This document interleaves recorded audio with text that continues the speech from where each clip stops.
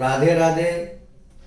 आप सभी का एस्ट्रो टिप्स यूट्यूब चैनल में बहुत बहुत स्वागत है।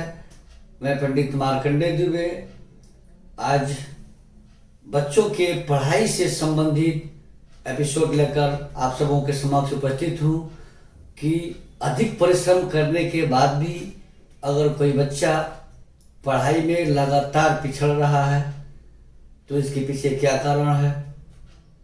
क्या उसके पढ़ने का जगह गलत है या घर का वास्तु गलत है, क्योंकि पढ़ाई में वास्तु भी कारण बन सकता है।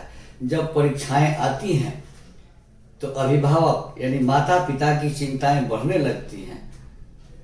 शेड्यूल टेस्ट में बच्चे का नंबर जब कम आने लगता है तो माता पिता की चिंताएं स्वतः बढ़ने लगती हैं कि लगातार इसका ग्राफ गिर रहा है, आखिर इसके पीछे क्या कारण है। कोई मानसिक बीमारी तो नहीं है या बच्चा जानबूझ करके पढ़ने में बदमाशी कर रहा है।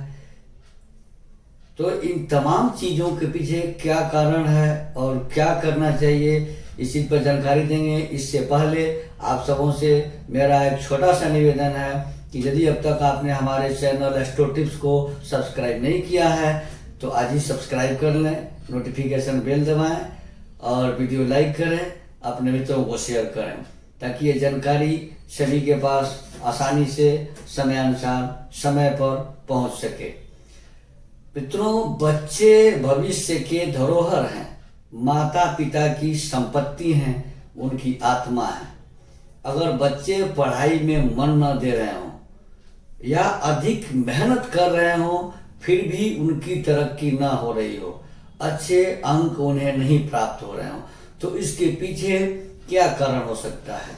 या तो उनके पढ़ने का जगह गलत है, वास्तु के अनुरूप बच्चों के पढ़ाई की दिशा क्या होती है, या फिर दिशा सही है तो बैठने का जो तरीका है, बैठने के जो नियम है उसके अनुरूप बच्चा पढ़ाई नहीं कर रहा है, या फिर इसके पीछे कुछ खान पान में भी गड़बड़ी हो सकती है जिसके चलते बच्चे का मन पढ़ाई में नहीं लग रहा है, या घर का माहौल भी उसको प्रभावित कर सकता है।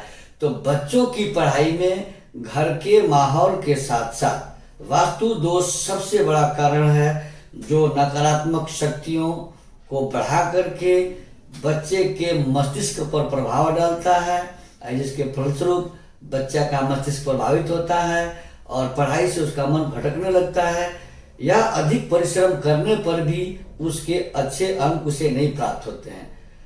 बच्चे का स्टडी रूम वास्तु शास्त्र के नियमानुसार उत्तर पूर्व की दिशा अर्थात ईशान कोण की दिशा में होनी चाहिए।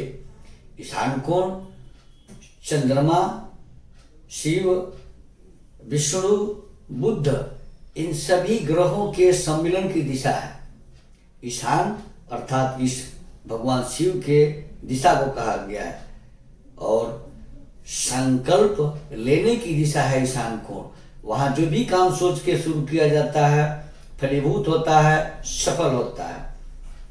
लेकिन इमरजेंसी में अगर ईशान कोण में स्टडी रूम बनाने का जगह नहीं है, गलती से कुछ अलग व्यवस्था वहां बन गई है, फ्लैट्स अपार्टमेंट्स में बहुत कई तरह की विसंगतियां आ रही हैं और आती हैं, तो अन्य रूम में किसी भी रूम में आप बच्चे को उत्तर पूर्व के कोने में बैठाकर और उसका मुख पूर्व के तरफ हो तो पढ़ सकता है। हम बताएंगे कि किस रूम में कहाँ है, सीरियल से ही सारा आएगा, सब चीज़ों को बताएंगे।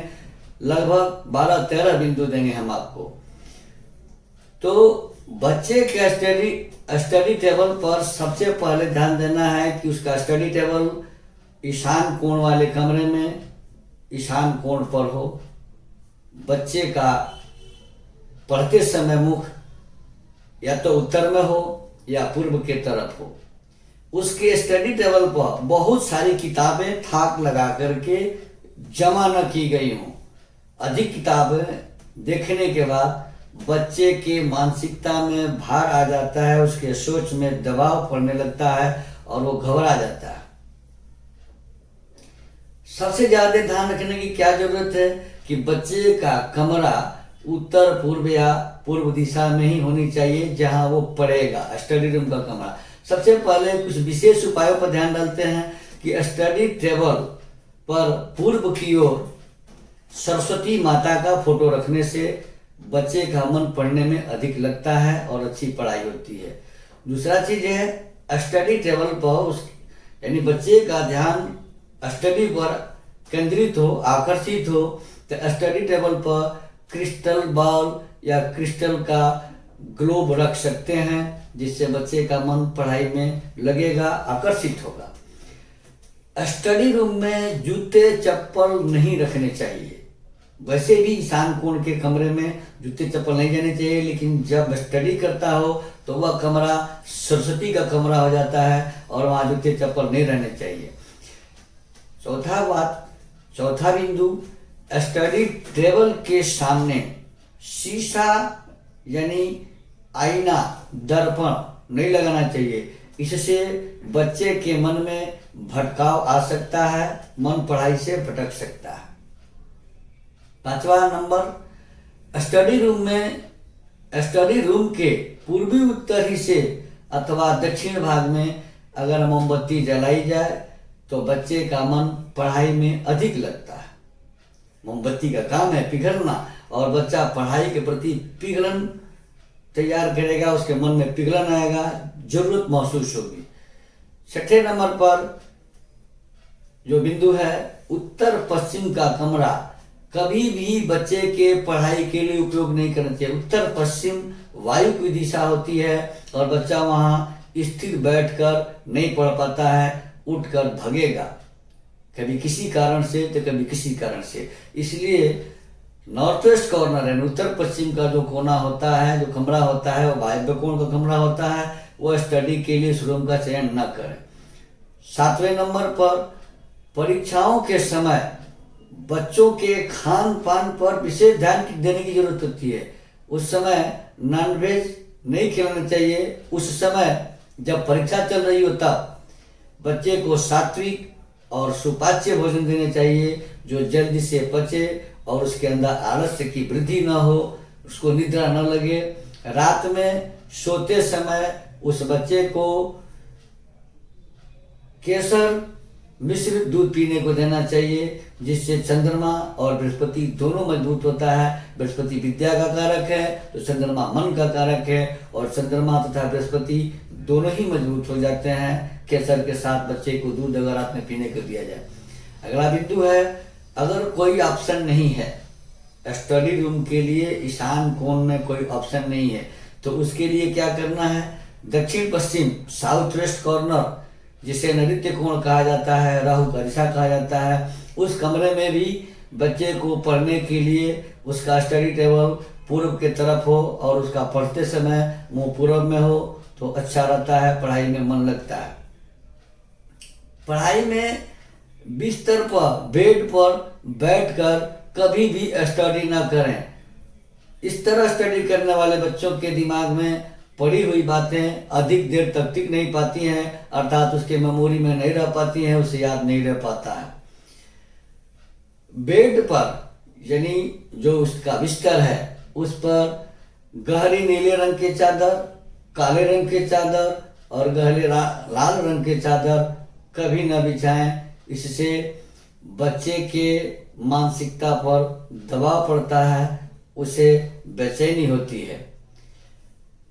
कमरे के स्टडी रूम के पॉजिटिविटी को बढ़ाने के लिए, उसमें सकारात्मक शक्तियों को बढ़ाने के लिए उस कमरे में गूगल और कपूर की धुनी देती रहनी चाहिए, जिससे उस कमरे में नकारात्मक शक्ति का प्रवेश न हो और बच्चे का मन स्टडी में पूरी तरह लगे। मित्रों, इस तरह के बहुत सारे टिप्स हैं, ये बहुत जरूरी टिप्स थे जो हमने बताया, लगभग 13 टिप्स हैं।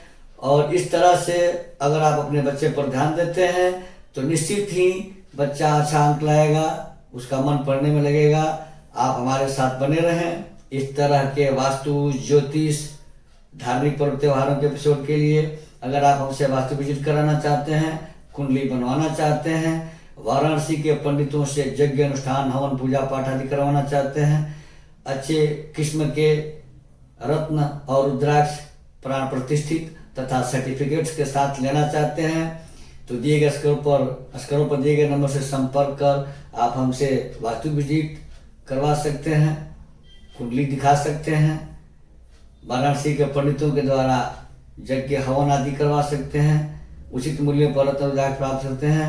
धन्यवाद। राधे राधे।